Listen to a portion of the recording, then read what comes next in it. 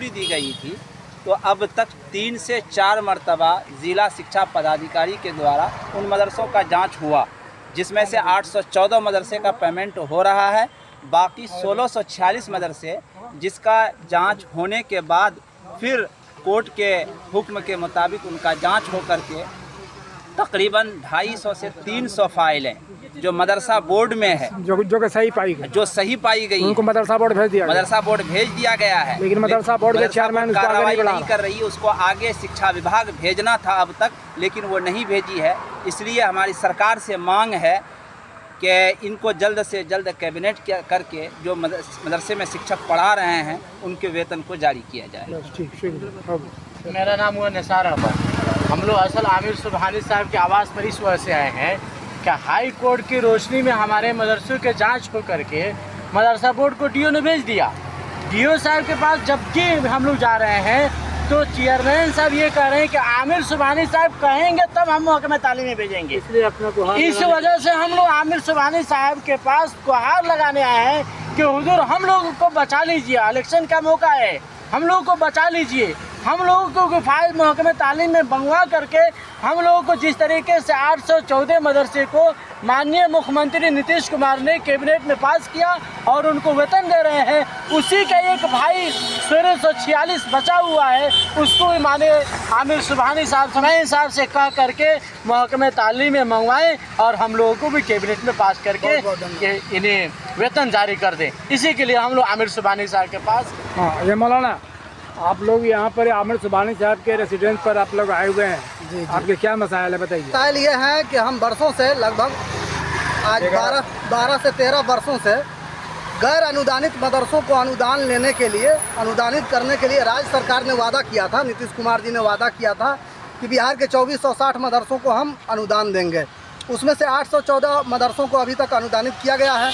बाकी 1646 मदरसों को अभी तक सिर्फ जांच के नाम पर लगभग 3 बार बीओ से 2 बार डीओ द्वारा जांच करके मदरसा बोर्ड को प्रतिवेदन फाइल भेजा गया है। अब मदरसा बोर्ड से हम लोग चेयरमैन से मुलाकात किए हैं और उनसे कहे हैं, हमारे मदरसा डिपार्टमेंट के जितने लोग हैं लगभग 150 से 200 लोग आए हुए थे, उनसे हम लोग अपनी मांग रखे हैं कि उस फाइल को विभाग को भेजा जाए, शिक्षा विभाग को भेजा जाए, ताकि वहाँ से उसको ग्रांट के ज़ुमरे में शामिल कर दिया जाए।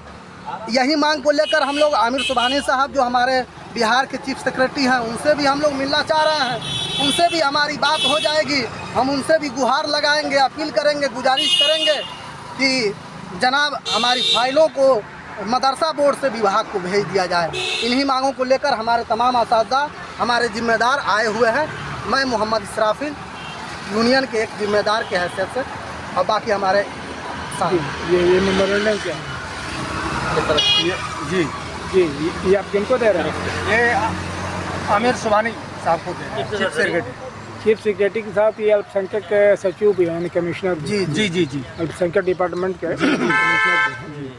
तो आप इनसे मिलना चाहते हैं? जी, मिलना चाहते हैं। और आप लोग का जो वो 2600 2400 कुछ 2459+1, तो उसके अंदर ये था कि साहब उसका इंक्वायरी वगैरह किया जाएगा higher level. High court order होगा। हाँ, हाई कोर्ट का क्या ऑर्डर है? ऑर्डर होगा कि आप इनका फिर रीजांच करके बोर्ड को भेजें, बोर्ड से शिक्षा विभाग को भेजेगा ताकि उसको अनुदान के श्रेणी में शामिल किया जा सके। जी, तो हम लोग वहाँ से डीओ द्वारा इंक्वायरी करके मदरसा बोर्ड भेजवा दिए हैं। अब बाकी चेयरमैन साहब शिक्षा विभाग को नहीं भेज रहे हैं हम लोग का फाइल, इसलिए हम लोग इसको मंजूरी दी गई थी, तो अब तक 3 से 4 मरतबा ज़िला शिक्षा पदाधिकारी के द्वारा उन मदरसों का जांच हुआ, जिसमें से 814 मदरसे का पेमेंट हो रहा है।